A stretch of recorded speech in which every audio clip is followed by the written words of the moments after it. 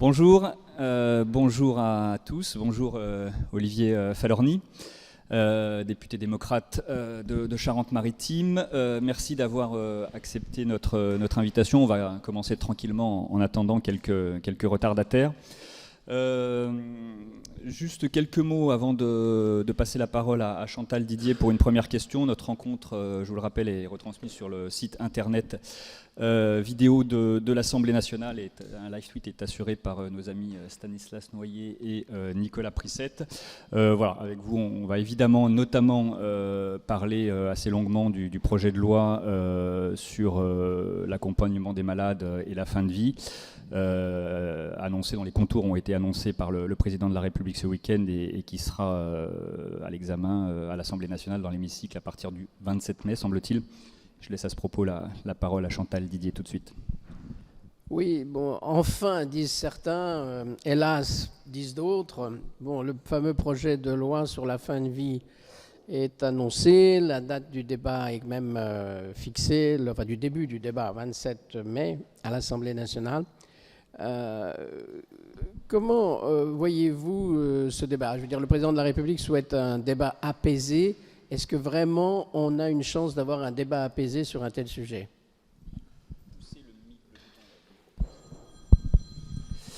D'abord, grand merci pour votre invitation. Bonjour à toutes et à tous. Je pense qu'il est possible non seulement d'avoir un débat apaisé, mais je pense qu'il est possible et indispensable d'avoir un débat de très grande qualité. Le moins qu'on puisse dire, c'est que ce débat parlementaire, il a été anticipé, il a même été préparé. J'allais dire, puisque finalement le seul lieu où ce débat n'a pas eu lieu, et encore c'est pas tout à fait exact, parce que j'avais déposé une proposition de loi en 2021 et ce débat avait eu lieu, tant en commission que dans l'hémicycle, même s'il n'a pas pu aller jusqu'au bout. Mais le moins qu'on puisse dire, c'est que ce débat, il a été mené depuis des années dans la société. Il a été mené évidemment dans le cadre de la Convention citoyenne qu'avait voulu le président de la République. J'allais dire, toutes les institutions, tous les organismes compétents sur le sujet ont rendu des avis. Évidemment, le Comité consultatif national d'éthique, mais aussi l'Académie de médecine, le Conseil économique, social et environnemental, et j'en passe. Donc, j'allais dire, toutes les conditions sont réunies d'abord pour avoir tous les éléments du débat. Je préside le groupe d'études sur la fin de vie à l'Assemblée nationale depuis le début de ce mandat. Ce que j'ai constaté dès le départ, c'était que c'était le groupe d'études où il y avait le plus de députés inscrits. On est plus de 180 députés inscrits. Donc on voit qu'il y a un intérêt, une appétence pour ce débat depuis longtemps. Et je crois qu'il y avait beaucoup de députés qui attendaient que s'ouvre enfin l'étude de ce texte à l'Assemblée nationale. Ça avait été d'ailleurs l'objet d'une lettre ouverte au Premier ministre que nous avions faite au début de l'année. Et j'avais sollicité 2 députés de 9 des 10 groupes représentés à l'Assemblée nationale, un homme et une femme. Et à 18, nous avions écrit au Premier ministre pour demander un débat avant l'été. Et nous avons été entendus, donc je m'en réjouis. Donc je pense que nous pouvons avoir un grand débat parlementaire pour une grande loi qui fera date. Sur le fond, vous évoquez la proposition de loi que vous avez déposée et qui avait été débattue sans pouvoir aller à son terme, puisque le gouvernement à l'époque considérait que c'était ni le bon véhicule législatif, ni encore le moment. C'était en avril 2021. Par rapport à votre proposition de loi, parce qu'il y a incontestablement une attente dans la société, même si ça touche à des valeurs et qu'il y aura un débat sans doute assez peut-être apaisé, mais en tout cas très, très intense. Par rapport à votre proposition de loi, comment est-ce que, sans connaître encore exactement le détail du texte, comment est-ce que vous appréhendez le contenu du projet de loi annoncé par le président de la République, puisque au-delà de l'attente au sein de la société, c'est la question du curseur surtout qui fait débat. Jusqu'où va-t-on, jusqu'où ne va-t-on pas, avec le volet sur les soins palliatifs, et puis surtout évidemment ce qui fera le plus débat, la question de l'aide à mourir. Par rapport à votre proposition de loi, est-ce que vous trouvez que le curseur est le bon? D'abord, je pense que cette proposition de loi avait déjà montré un certain nombre d'éléments sur le plan politique, parce que, comme vous l'indiquiez, le gouvernement à l'époque était très réservé sur la forme, et je pouvais le comprendre. Hein. Je n'avais aucune illusion sur le fait de pouvoir faire voter mon texte en une journée dans une niche parlementaire. Parce que une niche parlementaire, vous êtes eh bien, d'une grande fragilité, puisque, comme vous le savez, vous déposez des milliers d'amendements, votre texte, si vous me permettez l'expression, il est mort-né avant même que le débat commence. Donc je me doutais que ce débat, en tout cas cette loi, ne pourrait pas être votée en intégralité. J'ai été quand même assez consterné à l'époque quand même de voir 5 députés déposer à eux seuls 3000 ou 3500 amendements. Ouais, quelques députés de droite et oui, républicains mais en particulier. très peu en fait, hein, 5. D'ailleurs, ils m'ont dit qu'ils ne procéderaient pas de la même façon. Mais d'ailleurs, là pour le coup, ça serait vain, parce que l'intérêt d'un projet de loi, c'est qu'il permet d'avoir le temps. Et nous aurons le temps, parce qu'il y a 15 jours qui ont été prévus pour cette première lecture. Et puis, il n'y aura pas de procédure accélérée. Donc il y aura probablement une navette et probablement, voilà, je préfère évidemment que ça ne soit pas le cas, mais il y aura probablement 2 lectures à l'Assemblée et au Sénat.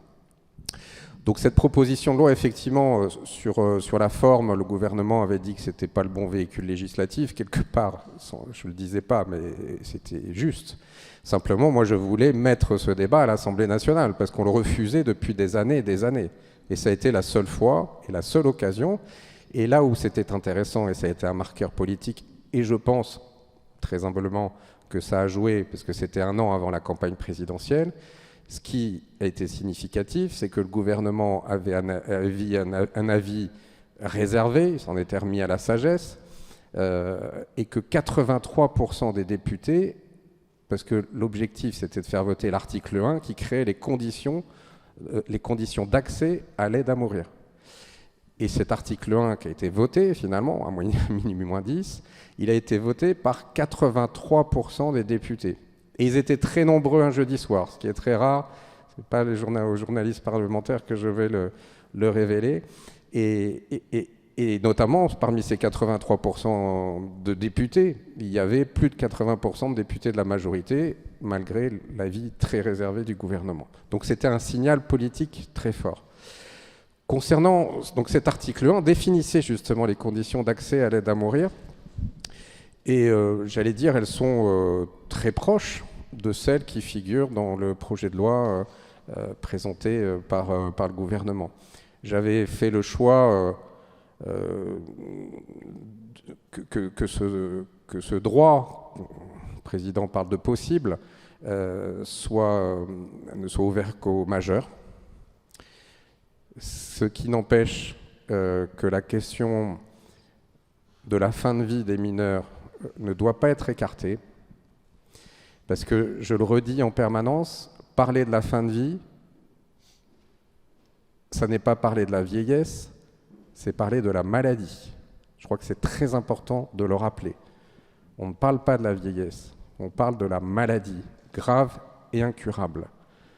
L'aide à mourir ne concernera que des gens qui vont mourir.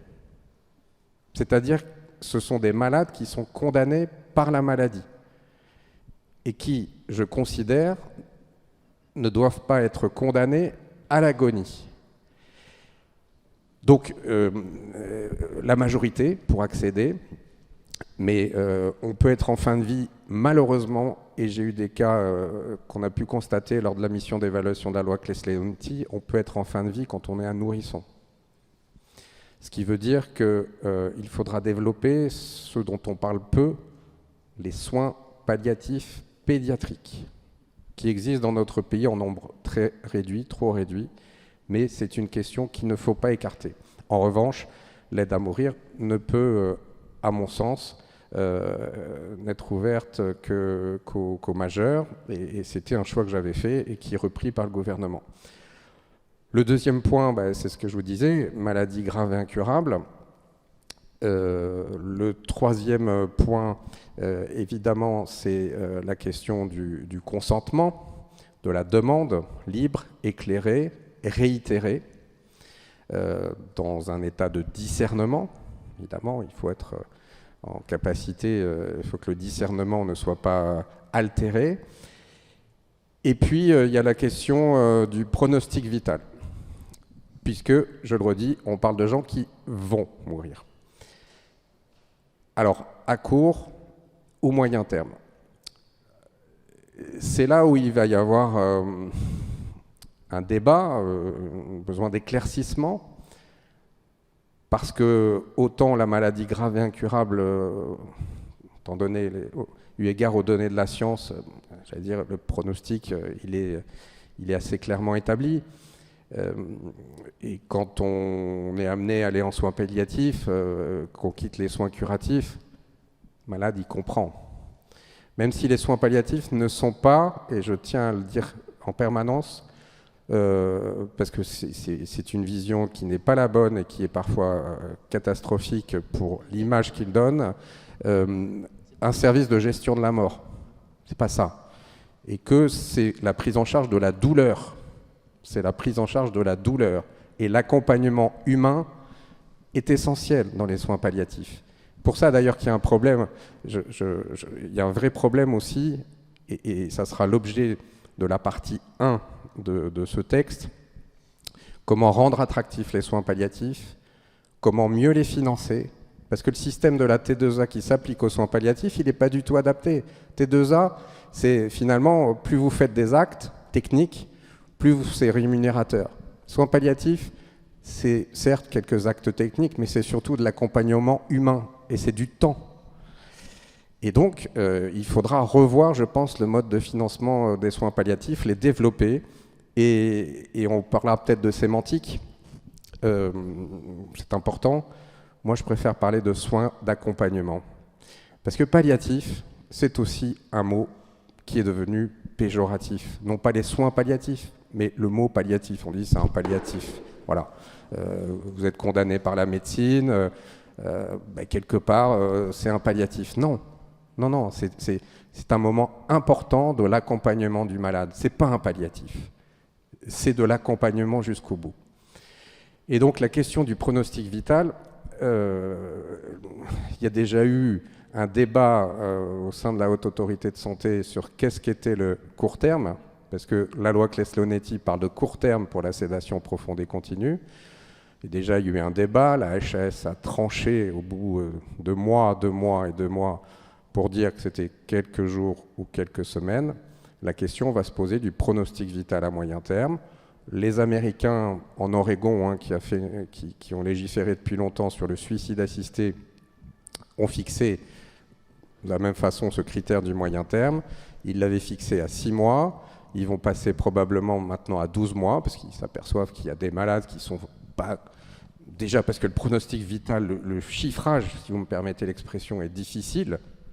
Vous le savez tous, un médecin, il rechigne beaucoup à dire, sauf si vraiment on est à quelques jours de la mort, il rechigne toujours à dire aux proches, voilà, il en a pour 3 mois, il en a pour 6 mois ou 12 mois. C'est difficile à établir. Donc moi, dans ma proposition de loi, j'avais évoqué phase avancée ou terminale d'une maladie grave et incurable. Là, on sera sur un pronostic vital engagé à moyen terme. Il faudra le définir, peut-être dire 12 mois. Mais en tout cas, ce qui est important, effectivement, c'est à travers cette notion de pronostic vital, c'est de dire et de redire que cela concerne des gens dont le pronostic vital est engagé, qui vont mourir, et pas seulement qui veulent mourir. Voilà. Je crois que c'est très important de le dire. Ce sont des gens qui vont mourir, qui veulent mourir, mais qui veulent mourir parce qu'ils savent qu'ils vont mourir. Et donc pas simplement des gens qui veulent mourir. Au-delà du débat politique qu'on suivra évidemment avec attention, débat politique aussi bien sur le principe lui-même que sur le curseur, est-ce que vous comprenez les réserves, voire les inquiétudes d'un certain nombre de professionnels de santé, de soignants, vis-à-vis là aussi du rôle qu'ils pourraient avoir à jouer dans ce processus, sur la conception de leur métier, sur leur relation aux malades et à leurs familles? Comment est-ce qu'on répond à cette inquiétude? Oui, je les entends, je les comprends. Vous savez, moi j'aborde ce débat depuis des années avec le maximum d'humilité possible. J'ai des convictions, j'ai pas de certitude. Moi-même, je veux dire, vous savez, ça fait 20 ans, en tant que citoyen, je m'intéresse au sujet. Je suis député depuis 12 ans. J'en ai fait une des causes principales de mon engagement parlementaire depuis 12 ans. J'ai changé. Voilà, je ne dis pas aujourd'hui ce que je pouvais dire il y a 20 ans, parce qu'on s'enrichit des discussions avec les uns et les autres, des discussions avec ceux qui sont contre, avec ceux qui sont pour, avec ceux qui pensent qu'il faut aller plus loin, d'autres qui pensent qu'il faut aller moins loin. Tout ça est extrêmement enrichissant. Donc je comprends les réserves, je comprends les inquiétudes, et j'entends parfaitement les oppositions. D'ailleurs, dans le groupe d'études que je préside, à chaque fois, j'invite 2 personnes. Quelqu'un qui est opposé à l'évolution de la fin de vie et de la loi sur la fin de vie, et une autre personne qui est favorable. Donc ça permet à chaque fois d'avoir vraiment toutes les positions. J'entends l'inquiétude qui peut être celle d'un certain nombre de soignants. D'abord, je le redis, vous le savez, mais encore est-il nécessaire de le rappeler, il y aura, comme pour la loi sur l'IVG, une clause de conscience. C'est-à-dire qu'aucun médecin, aucun infirmier ne sera évidemment obligé de faire l'acte. C'est à l'image de ce qu'avait souhaité Simone Veil dans la loi de 1974. Donc il y aura une liberté de conscience absolue. D'ailleurs, c'est une loi qui est, j'allais dire, une loi qui repose sur la liberté de conscience. Voilà, c'est la liberté de conscience qui prévaut. La liberté de choix, et c'est une liberté qui n'en retire aucune aux autres, aucune à personne. Après, je voudrais aussi quand même dire, parce que c'est toujours le cas, on entend ceux qui sont en désaccord. Pour connaître le dossier, pour avoir rencontré beaucoup de personnes, et notamment beaucoup de soignants, il y a... Voilà, quand j'entends dire les soignants sont contre, je dis c'est faux. Des soignants sont contre. Certains soignants sont contre. Mais je connais, et peut-être qu'ils seront amenés à prendre la parole dans le débat public, beaucoup de médecins, d'infirmiers, d'aides-soignants qui sont favorables à une évolution de la fin de vie. La semaine prochaine, dans le groupe d'études, je reçois 2 chefs de service de soins palliatifs, Madame Destré qui est contre, Madame Lévy-Soussan, qui est chef de service de soins palliatifs à la PHP, qui est pour, et qui dit les soins palliatifs, ce que je dis, comme toute médecine humaine, sont confrontés, dans certaines circonstances, à des impuissances. Toute médecine humaine est confrontée à un moment à une impuissance. Et l'impuissance de pouvoir traiter, gérer, accompagner certaines souffrances réfractaires. Et c'est dans ces cas très minoritaires, hein. Moi je le redis, les soins palliatifs sont la réponse principale, primordiale à l'accompagnement de la fin de vie. Primordiale. Et que l'aide à mourir, c'est l'ultime recours, qui ne concernera qu'une minorité de ces malades en fin de vie, qu'une minorité. Mais cette minorité, tous ces malades, eh bien, ils existent. Et il faut prendre en compte leur souffrance et leur volonté. Et ce que j'entends dans les remarques de certains médecins de soins palliatifs, c'est la peur que finalement on dise que les soins palliatifs ne servent plus à rien.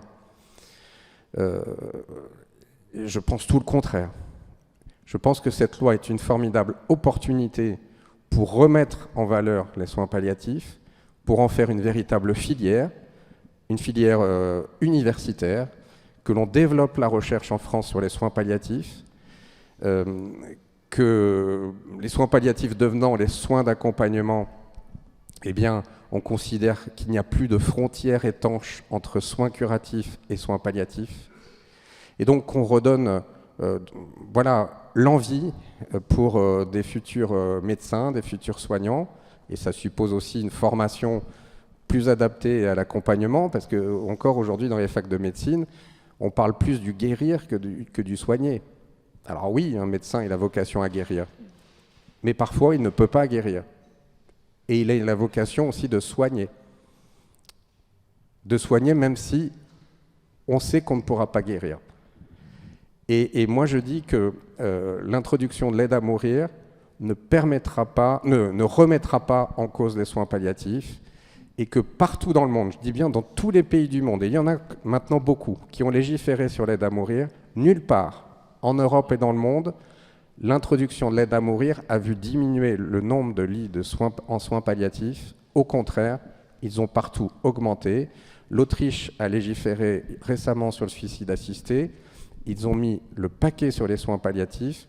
Et aujourd'hui, par exemple, la Belgique, dont on parle beaucoup, qui a légiféré depuis 22 ans, investit plus dans les soins palliatifs aujourd'hui qu'en France. Oui, l'exécutif parle, justement, vous parlez de l'étranger, l'exécutif parle du modèle français de la fin de vie.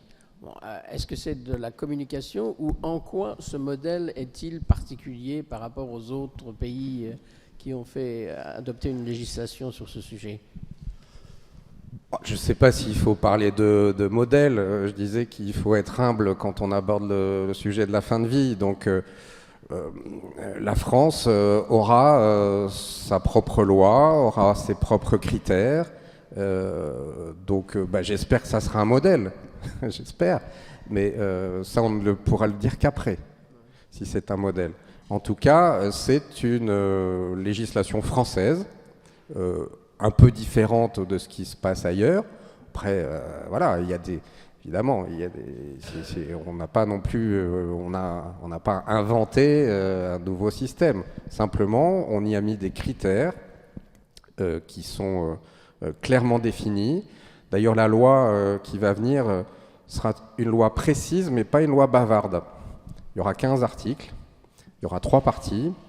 Une première partie sur la stratégie de développement des soins palliatifs, qui s'appuiera sur le remarquable rapport du professeur Chauvin, qui a beaucoup travaillé sur cette stratégie de développement des soins palliatifs, et avec un plan de financement pour les 10 prochaines années. On a vécu pendant près de 20 ans sur des plans pluriannuels, triennaux, de développement des soins palliatifs. Là, on part sur un plan de développement pour 10 ans.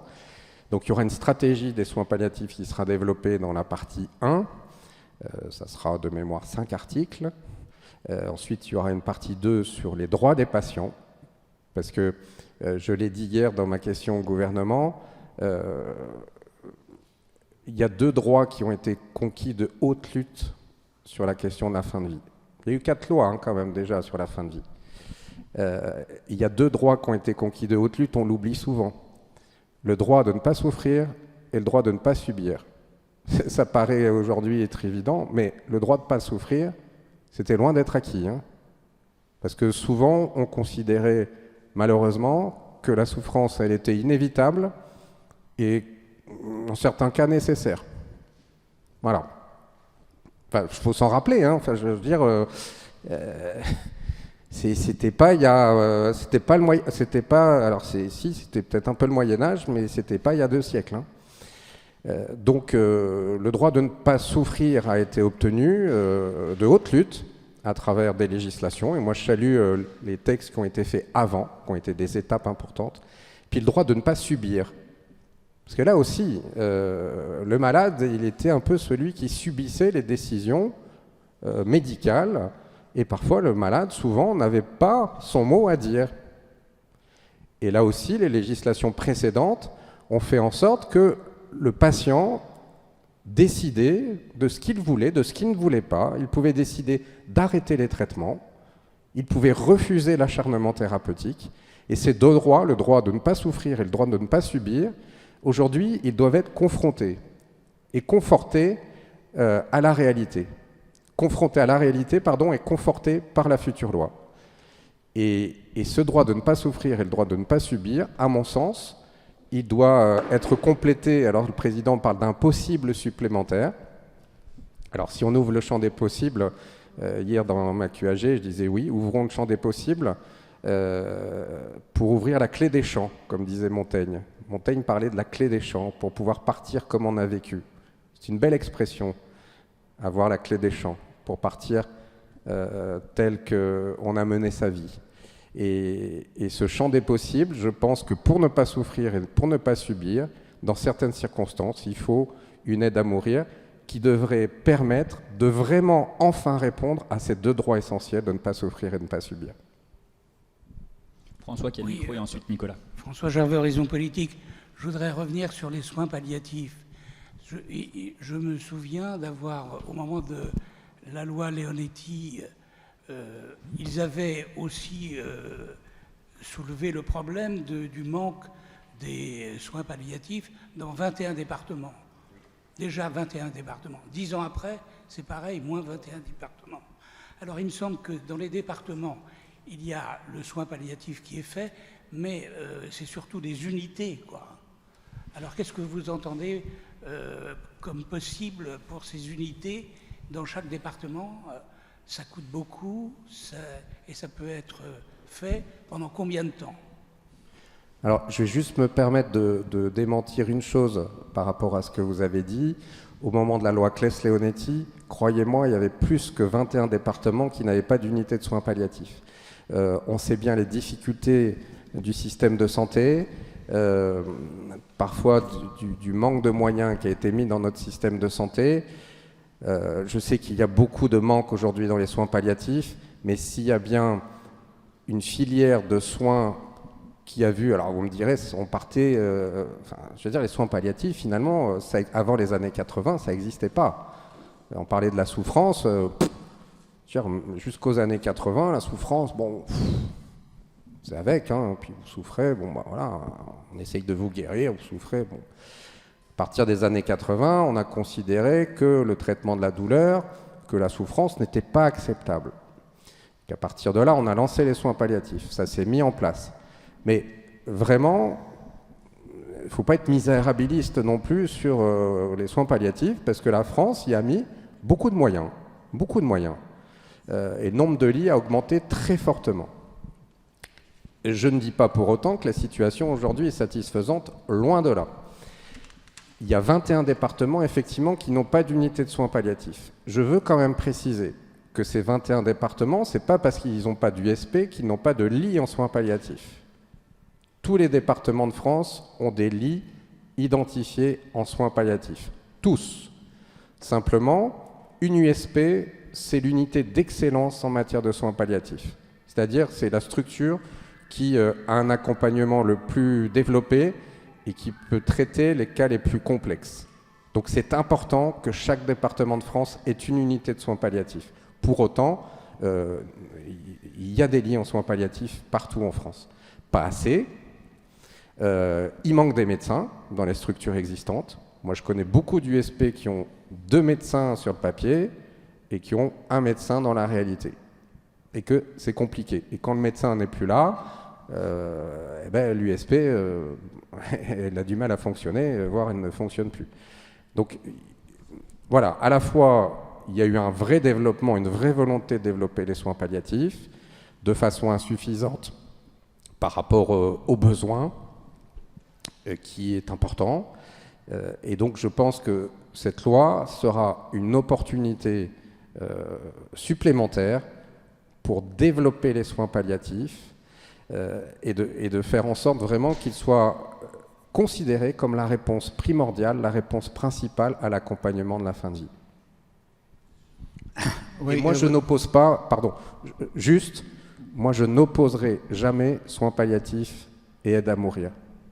Voilà, je pense, mais il y a un débat, hein, certains médecins considèrent que l'aide à mourir peut être, et beaucoup de médecins, je peux citer Françoise Blot, je peux citer Michel Lévy-Soussan, l'ancienne présidente du Centre national des soins palliatifs et de la fin de vie, Véronique Fournier, qui disent l'aide à mourir peut être considérée comme un ultime soin, un refus d'abandon. Et d'autres qui pensent exactement le contraire, qui disent l'aide à mourir ne peut en aucun cas être un soin. Moi, je pense que ça peut être un soin.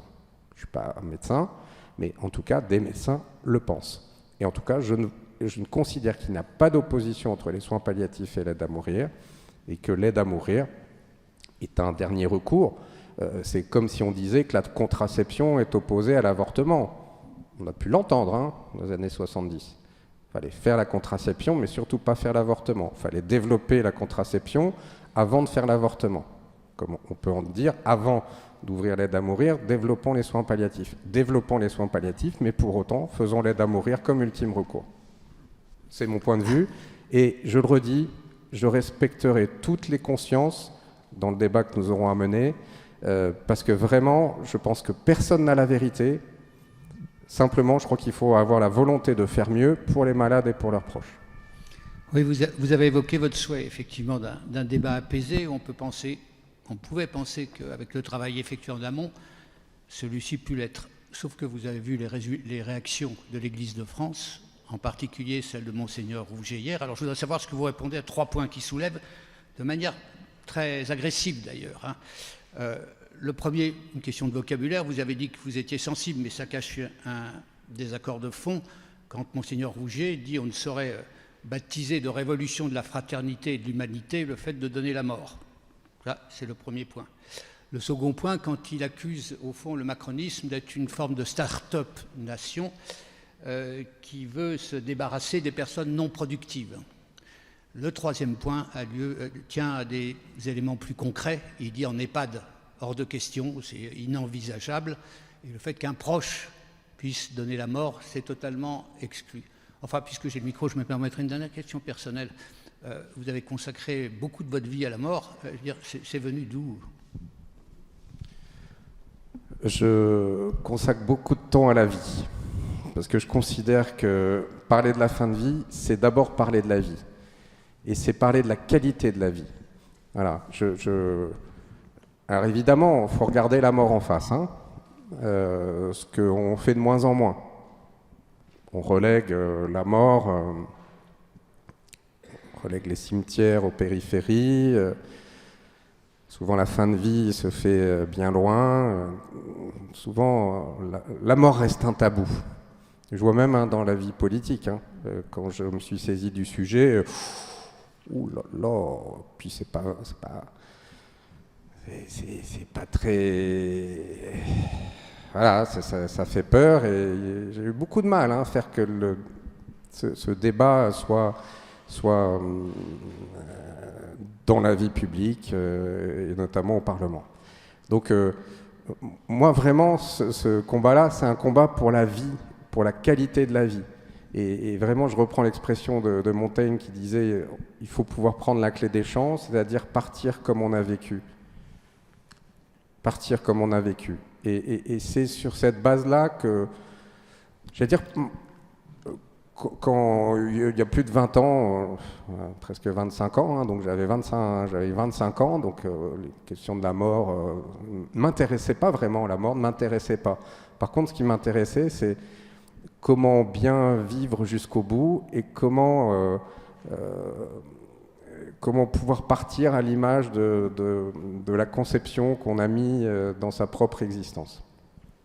Donc ça a été un peu un engagement un peu philosophique, lié à 2 rencontres importantes pour moi. Michel Crépeau, maire radical de gauche, député maire radical de gauche de La Rochelle, qui était mon prédécesseur, pour qui j'avais une immense admiration, qui travaillait sur ces questions-là. Et puis, il m'avait présenté Henri Caillavet, sénateur radical, qui avait fait une proposition de loi sur la fin de vie en 1978. Il s'était déjà beaucoup engagé sur les questions de la contraception. Il était le rapporteur de la loi Veil au Sénat, Henri Caillavet. C'était lui le rapporteur de la loi Veil au Sénat. Et j'ai rencontré donc ces deux hommes, ces deux radicaux socialistes, et avec qui j'ai beaucoup échangé sur l'aspect philosophique. Je m'étais défini une idée, j'ai dit, j'ai changé, j'ai évolué au fil du temps, j'avais une vision sans doute beaucoup trop théorique. La vie a fait que malheureusement, comme beaucoup d'entre nous, beaucoup d'entre vous, on a été confrontés à des fins de vie dans notre entourage, dans notre famille. J'ai été confronté directement à cela dans ma famille proche. J'ai pu connaître et vivre une fin de vie douloureuse, insupportable. Mais ça n'est pas le moteur de mon engagement. Et cet engagement, il est autant faire que se peut rationnel, pas émotionnel. Je m'efforce de mettre le minimum d'émotion et de passion dans cet engagement. C'est difficile, c'est un sujet intime, mais je ne veux pas être amené au côté purement... C'est pas un cas personnel qui m'a amené à ça. Voilà, que les choses soient claires. Ça n'est pas le fruit de mon parcours personnel en tant que fils. C'est le parcours personnel en tant que citoyen, puis en tant que législateur. Et ce que j'ai vécu n'a fait que me conforter. Ensuite, pour répondre à votre question sur les propos de certains ecclésiastiques catholiques. D'abord, je note l'immense différence de ton, immense, entre le grand rabbin Corsia et certains évêques. Immense différence de ton. Si certains n'ont pas lu les déclarations du grand rabbin, je vous invite à les lire. Ce n'est pas les déclarations de représentants des évêques catholiques. Et pourtant, les uns comme les autres sont défavorables à cette loi. Je trouve que ces propos sont excessifs. Je vais être en cohérence avec moi-même. J'ai dit qu'il fallait entendre toutes les voix, respecter toutes les consciences. Moi, quand le pape disait son opposition à la fin de vie avec des mots raisonnables, je n'avais rien à en redire parce que le pape dit le dogme. Et voilà, le dogme catholique, il est comme ça. J'espère qu'un jour, il a évolué sur certains aspects, le dogme. Mais par contre, je trouve vraiment excessif, caricaturaux, ces propos.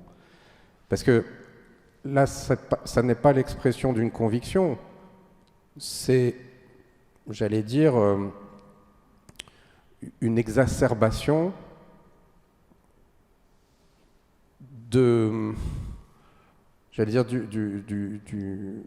l'exacerbation d'une fracture dans la société qui n'existe plus. Voilà, je pense que sont des propos d'un autre âge. Et je le regrette. En tout cas, ce dont je suis sûr, et j'ai peu de certitude, mais ce dont je suis sûr, c'est que ces propos ne reflètent en aucun cas, il faudrait quand même qu'ils s'interrogent un peu, ces propos ne reflètent en aucun cas, la pensée d'une grande majorité de croyants, et de croyants pratiquants, que je rencontre tous les jours. Alors je ne vais pas vous dire que tous les croyants sont favorables à une loi sur la fin de vie, loin de là. Mais je peux vous dire qu'une grande majorité y est favorable, parce qu'il y a le dogme et puis il y a la réalité de la vie. Donc je suis un peu stupéfait de la radicalité de ces propos, que vraiment je mets en parallèle avec les propos du grand rabbin. Je pense que les protestants auront aussi une parole beaucoup plus modérée. Voilà, je pense que... Bon, je ne sais plus qui disait... non, je vais pas employer l'expression je crois Talleyrand qui disait « ce qui est excessif est insignifiant ». Je ne la reprendrai pas à mon compte parce que tous les propos sont signifiants sur le sujet, mais je pense que tout ce qui est excessif ne contribue pas à la sérénité du débat. Et j'espère que, passé le temps d'une réaction sans doute un peu impulsive, les représentants de l'Église catholique retrouveront, parce que j'ai été très surpris parce que je les ai aussi auditionnés, ils ont exprimé leurs convictions, mais pas sur ce ton-là. Nicolas encore, pris cette fois. Oui, Nicolas Prisette pour la Tribune Dimanche. Je vais prolonger la question de Nicolas. Aujourd'hui, vous venez de le souligner en partie, un soutien massif de l'opinion sur ces sujets. Néanmoins, avec le débat parlementaire qui s'ouvre, et vraisemblablement 2 lectures, ça ouvre une fenêtre assez opportune pour les opposants, qu'ils soient catholiques ou autres, et qu'on va entendre nécessairement pendant, je sais pas, peut-être plusieurs mois.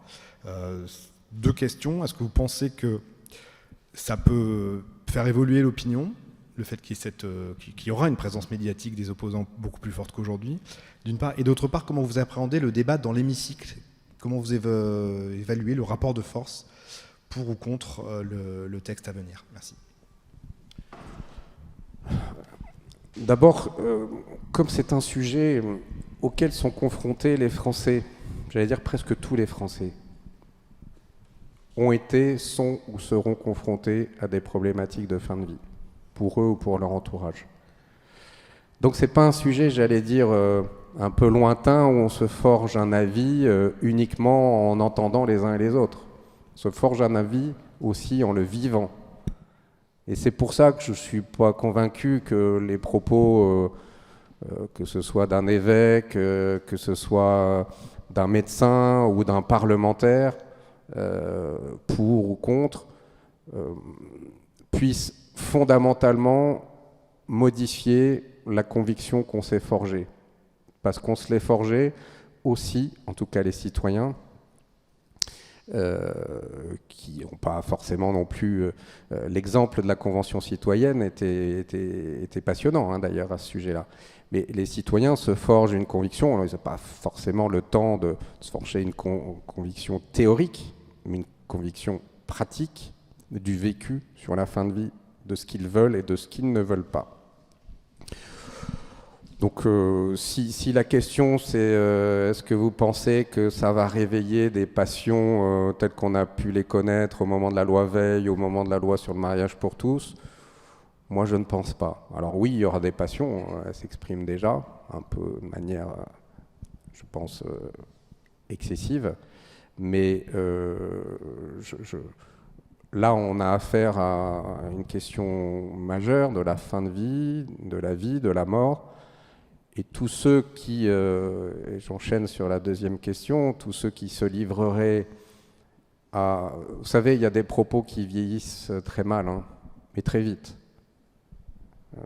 La loi sur le mariage pour tous, c'était il n'y a pas si longtemps, que n'a-t-on pas entendu? Et aujourd'hui, on n'entend plus rien, si j'ose dire. En tout cas, on n'entend plus les propos qui étaient dits il y a même pas 10 ans.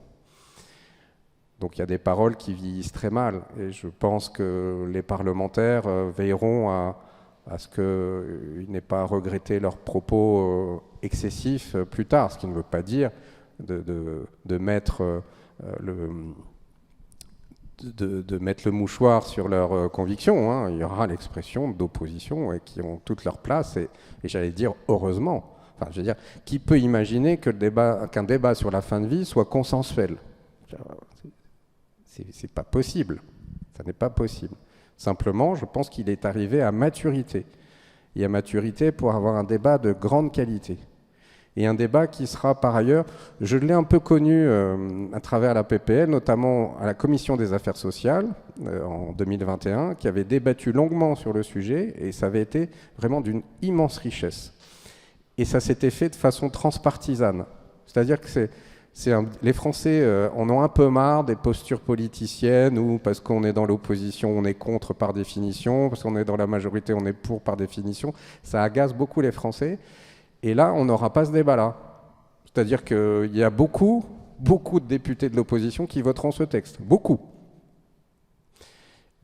Et il y a certains députés de la majorité qui ne le voteront pas.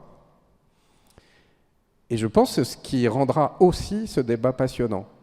Parce que les députés ne seront pas enfermés dans une logique de groupe. Tous les groupes parlementaires, enfin, toutes les informations que j'ai me laissent pouvoir affirmer qu'aucun groupe ne donnera de consigne de vote. Aucun. Tous les groupes laisseront la liberté de vote à leurs parlementaires. Et donc, ce qui fera que ce débat sera vraiment un débat de fond et non pas un débat de posture. Et je pense que ça sera aussi quelque chose de passionnant sur cet aspect-là, parce que souvent, on l'a vu encore un peu avec l'Ukraine hier, et sur bien d'autres sujets, il y a quand même des positions qui sont plus des positions politiciennes que des positions de fond. Et là, pour le coup, le sujet est trop grave, à mon sens, pour qu'on se livre soit à la caricature, soit à une forme de politicaillerie. Vous évoquiez tout à l'heure la question que vous avez posée au gouvernement hier, et c'est le Premier ministre qui vous a répondu en saluant votre travail sur ce sujet, et c'est pour ça qu'on vous a invité aujourd'hui. Il y a tout de même, sauf s'il y a d'autres questions sur ce thème-là, un ou deux autres sujets qu'on voulait évoquer avec vous ce matin, et notamment le débat sur l'Ukraine qui a eu lieu hier dans l'hémicycle à l'Assemblée nationale. Est-ce que ce débat était utile et nécessaire, et quels enseignements vous en tirez? Est-ce que ça a permis, selon vous, une clarification de la position des uns et des autres, notamment à l'approche des élections européennes? Est-ce que c'était même un peu fait pour ça, peut-être? C'était fait pour ça, et puis c'était demandé par tout le monde. Hein. Enfin, je veux dire, il faut quand même, là aussi, ne pas avoir la mémoire d'un poisson rouge. Hein. Tout le monde, après les propos du président de la République, disait il faut une clarification, il faut un débat parlementaire. Tout le monde le demandait. Puis alors après, à la tribune, j'entendais oui, manipulation, instrumentalisation, et un débat parlementaire. Chacun doit exprimer ses positions à la tribune, et visiblement, certains s'en sont trouvés un peu embarrassés. Donc à un moment, il faut être cohérent. Moi, je pense que c'était utile, c'était nécessaire. Voilà, on a pu voir le positionnement des uns et des autres. Moi, je dois dire que j'ai été surpris notamment par l'abstention du Rassemblement national. Moi, je considère que face à un dictateur, on ne s'abstient pas. Vous savez, il se trouve que j'ai fait des études d'histoire. Et mon mémoire était sur le journal L'Œuvre, dans les années 30 et 40, qui était dirigé par Marcel Déat. Donc j'ai fait mon mémoire d'histoire contemporaine sur l'œuvre de Marcel Déat. Et j'ai beaucoup étudié cet article fameux qui s'appelait « Mourir pour Danzig ». Et Marcel Déat nous expliquait qu'il ne fallait surtout pas intervenir et que les Français n'avaient pas vocation à mourir pour Danzig. Et j'ai entendu certaines personnalités dire on ne veut pas mourir pour le Donbass. Alors évidemment, personne n'a envie de mourir. Et on revient un peu sur le débat précédent. Personne n'a envie de mourir.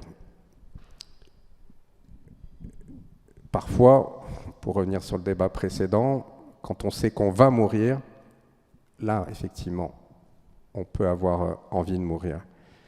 Mais là, personne n'a envie de mourir dans une guerre avec la Russie, personne. Sauf qu'à un moment, on doit faire face à la réalité. On ne peut pas faire comme s'il ne se passait rien en Ukraine. On ne peut pas faire comme si ça n'a pas et ça n'aurait pas de conséquences pour nous. L'abstention, c'est un abandon. Et et j'ai trouvé que la position du Rassemblement national, c'était une forme de fuite. Alors si vous me permettez cette petite formule, parfois on a accusé le Rassemblement national d'être un peu la 5e colonne de la Russie. Je ne dirais pas ça. Par contre, j'avais un peu le sentiment que hier soir, c'était la 7e compagnie au clair de lune. C'est-à-dire que c'était un peu courage fuyons. Et finalement, c'était une forme soit d'incompétence, soit de renoncement. Voilà. Alors moi, je ne suis pas un va-t-en-guerre, hein, mais François Mitterrand disait « le nationalisme, c'est la guerre ». Moi, et je peux le dire parce que j'ai vraiment analysé le parcours de Marcel Déat du début à la fin, et je peux vous dire que parfois, dans certaines circonstances, le pacifisme, c'est la guerre.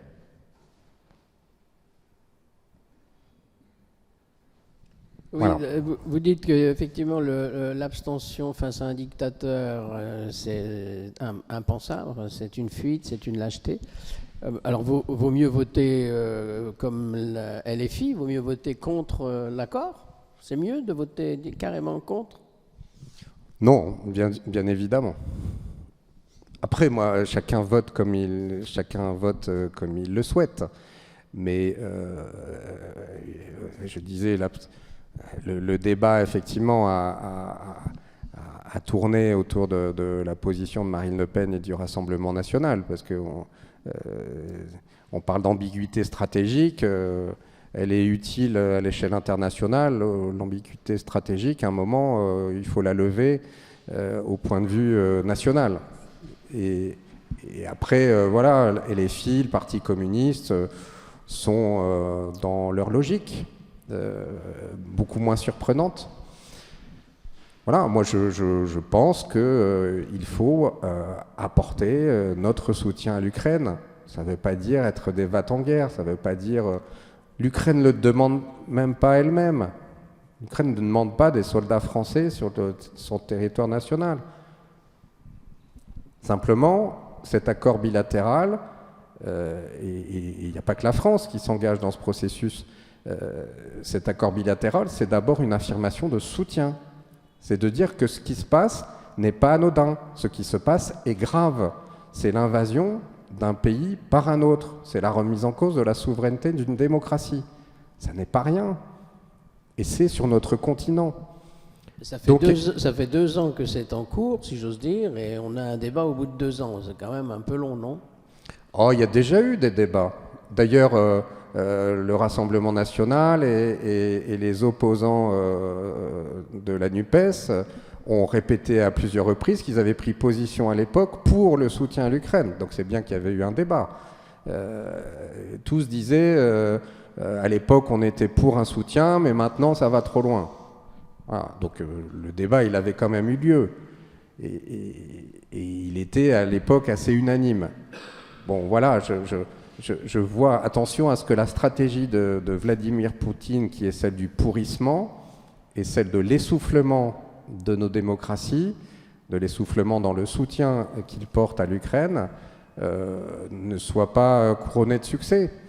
Parce que sa stratégie, maintenant, je pense qu'il voulait une guerre éclair, hein, dans un premier temps, elle n'a pas marché, et maintenant c'est une guerre d'essoufflement. Et attention à ne pas tomber dans cet essoufflement-là. Parce que vraiment, le Premier ministre l'a rappelé, ce sont des conséquences à l'échelle internationale, sur le plan géopolitique, mais aussi sur le plan intérieur. Hein. S'il faut être un peu plus pragmatique, la victoire de la Russie, c'est pas que la victoire de la violence face au droit. C'est aussi des conséquences économiques, sociales pour notre pays. Ça sera l'énergie plus chère, ça sera des produits alimentaires plus chers. Ça sera, ça sera une défaite, pas simplement pour l'Ukraine, mais une défaite pour l'Europe. Voilà, c'est ce que je pense. Jean-Michel, qui a le micro, et ensuite Anita. Oui, bonjour, Jean-Michel Lamy, Nouvel Économiste. Vous venez de parler de 180 députés qui ne sont pas enfermés dans une logique de groupe. Alors, pourquoi est-il absolument inenvisageable d'avoir ces 180 députés, ou quelques autres, enfin, ou différents, sur les finances publiques ? Vous venez d'évoquer les suites possibles qui sont déjà là de la guerre ou de l'invasion de la Russie. Bon, pourquoi cette Assemblée est absolument incapable de parler d'économie structurelle, d'économie pérenne? Qu'est-ce qui fait qu'en France, parce que dans notre pays, ils en sont capables, on peut citer l'Irlande, on peut citer le Portugal, qui ont réussi à maîtriser leurs dépenses publiques. Pourquoi la France et l'Assemblée nationale, on n'y arrive jamais?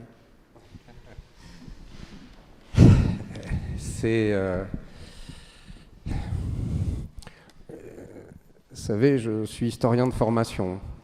Donc, les pays, ils ont une culture politique, économique dans le temps long.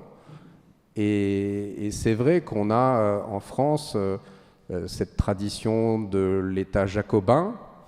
Et d'ailleurs, le débat sur la Corse réinterroge ce qu'est notre République, ce qu'est la notion de communauté nationale, ce qu'est la question de cette République une et indivisible.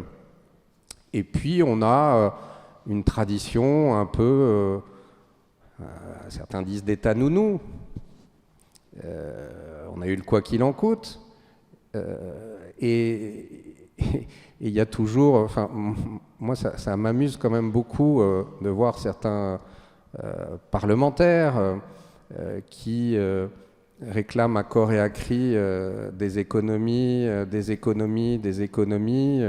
lutter contre la dette, en sautant comme un cabri, la dette, et qui déposent régulièrement à chaque texte des amendements qui sont d'ailleurs souvent cassés par l'article 40 parce qu'ils entraînent des dépenses considérables.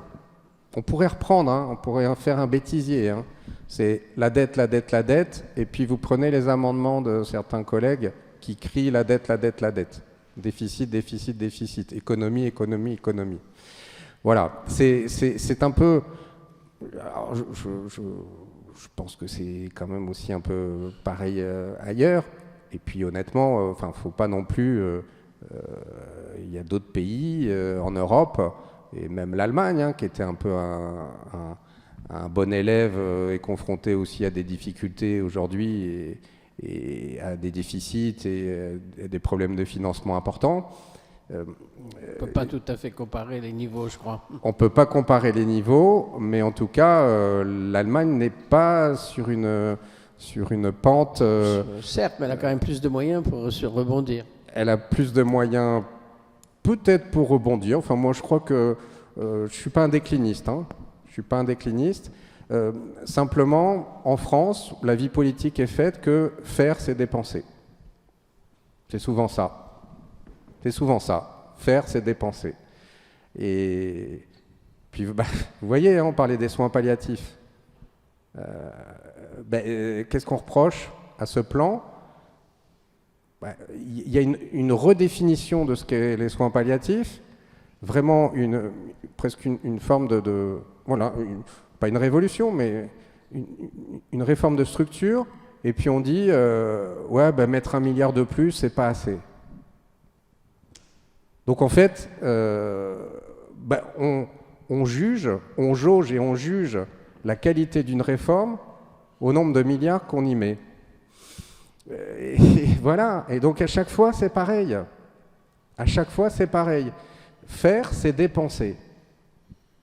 Il faudra essayer de trouver une autre logique pour dire faire, c'est réformer sans forcément dépenser.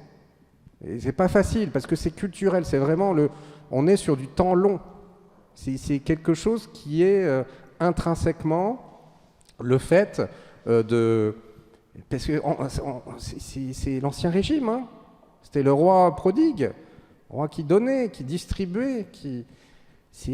On est dans effectivement cette logique-là que la dépense publique est quelque part le matelas indispensable pour notre pays. Et cette logique-là, elle est difficile à inverser. Et puis on a vu, on en paye les conséquences.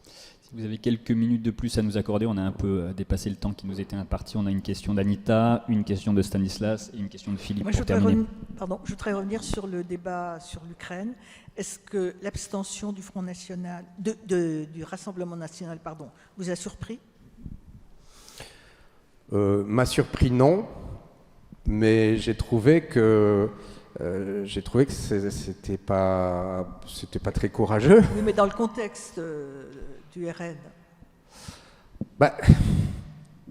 J'allais dire, ils étaient pas contents que après avoir demandé un débat, ils n'étaient pas contents et considéraient que c'était une instrumentalisation, comme ils disent d'ailleurs que mettre la fin de vie, c'est une instrumentalisation avant les européennes, que de parler de l'Ukraine avant les européennes, c'est une instrumentalisation.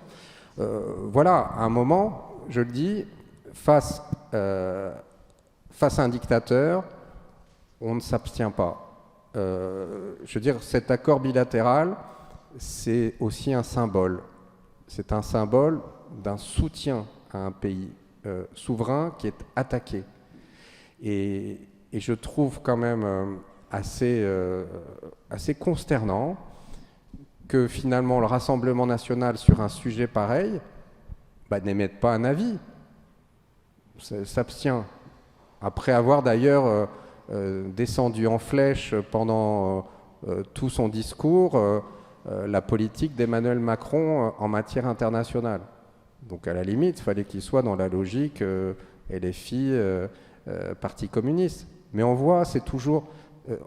Aujourd'hui, on a l'impression que Madame Le Pen ne veut prendre position sur rien, en tout cas sur les sujets qui la gênent. Et ne veut pas aller contre la position des Français. Les Français sont majoritairement pour un soutien à l'Ukraine. Les Français sont pour un soutien à l'Ukraine. Ils ne sont pas pour la guerre. Mais je veux dire, les Français considèrent que la Russie est l'agresseur et que l'Ukraine est l'agressée. Et les Français souhaitent la victoire de l'Ukraine. Après, il y a les moyens qui sont mis. Je veux dire, les Français n'ont pas envie de se faire trouer la peau pour l'Ukraine, c'est clair. Et on l'a bien vu avec les agriculteurs, ils n'ont pas envie d'être les victimes collatérales d'une ouverture excessive des marchés. On le voit bien. Mais les Français se disent pas Russie, Ukraine, même combat, ça ne nous regarde pas. Enfin, c'est pas ce que je ressens. Je pense que les Français sont conscients qu'on a aujourd'hui quelqu'un qui veut restaurer un empire. Et on voit bien, hein, là aussi, l'histoire. Hein, on a l'impression qu'on veut revenir aux empires. On veut revenir à l'empire russe. On a Erdogan qui veut revenir à l'empire ottoman. L'empire chinois aussi a des velléités. Donc aujourd'hui, il y a une volonté de reconstituer des empires. Et justement, les démocraties aujourd'hui sont confrontées à ça. Donc que le Rassemblement national sur un sujet majeur s'abstienne, je trouve que ça n'est vraiment pas une forme de courage. Et je veux dire, à un moment, Madame Le Pen qui prétend être présidente de la République, à un moment, quand il faudra dire qu'est-ce qu'on fait, quelle est la position de la France dans le monde, si elle va à la tribune de l'ONU en disant la France s'abstient, voilà, moi je préfère la France qui prend position, je préfère la France qui dit non à la guerre en Irak, clairement, ou je préfère la France qui dit oui au soutien à l'Ukraine, mais pas la France qui dit écoutez, on n'a pas d'avis. Juste une petite question qui revient sur la question de l'aide à mourir. Vous avez cité deux de vos références, vos inspirations, monsieur le sénateur Caillavet et Michel Crépeau. C'était des radicaux. Vous êtes aujourd'hui dans un groupe MoDem qui est plutôt de tradition, on peut dire peut-être un peu de démocratie chrétienne. Est-ce que cette appartenance au MoDem a changé certaines de vos positions sur votre projet de loi, enfin sur le projet de loi? Alors là, en l'occurrence, pas du tout. Pas du tout. Au sein du groupe démocrate, comme dans tous les groupes, hein, on en a encore discuté hier matin, voilà, il y a des positions différentes. Oui, le MoDem s'inscrit dans la tradition démocrate chrétienne. Moi, je ne suis pas adhérent au MoDem. Hein. Je suis apparenté au groupe démocrate. D'ailleurs, et je remercie le groupe MoDem parce qu'il souhaitait s'ouvrir. Justement, il ne s'appelle plus le groupe MoDem. MoDem et indépendant. Il s'appelle Groupe démocrate, MoDem et indépendant. Et ils m'ont fait justement l'amabilité, j'allais dire, de le préciser dans l'intitulé de leur groupe, puisque moi, je suis, alors, on va dire, soit apparenté MoDem, ou en tout cas, comme vous l'avez dit, député démocrate, et républicain d'ailleurs, de ce groupe. Voilà, pour être transparent, au début de ce mandat, je faisais partie de ceux qui souhaitaient la création d'un groupe social-démocrate n'appartenant pas à la NUPES. Moi, ma tradition, hein, c'est effectivement, c'est cette culture radicale socialiste, social-démocrate. Et d'ailleurs, il y a beaucoup de sociodémocrates au sein du MoDem. Hein. Certes, la culture, c'est la culture de la démocratie chrétienne, mais il y a des sociodémocrates, enfin, il y a cette conviction-là. C'est passé aussi par des projets sur notamment la fiscalité, à travers le président Mattei, qui sont dans une logique aussi de vouloir rééquilibrer les choses. Donc moi je me sens bien parce que j'y ai toute mon indépendance et le respect et le soutien de mes collègues. Par exemple, on a eu un débat mardi matin, certains ont pris la parole pour dire on est pour, d'autres ont dit qu'on est contre, mais ils ont tous dit qu'ils souhaitaient que je sois le rapporteur du texte. Merci beaucoup Olivier Falorni d'avoir partagé avec nous vos réflexions, notamment sur la fin de vie, et sujet dont on aura l'occasion de reparler dans les prochains mois, à n'en pas douter. Merci à tous, bon après-midi. Merci pour votre invitation.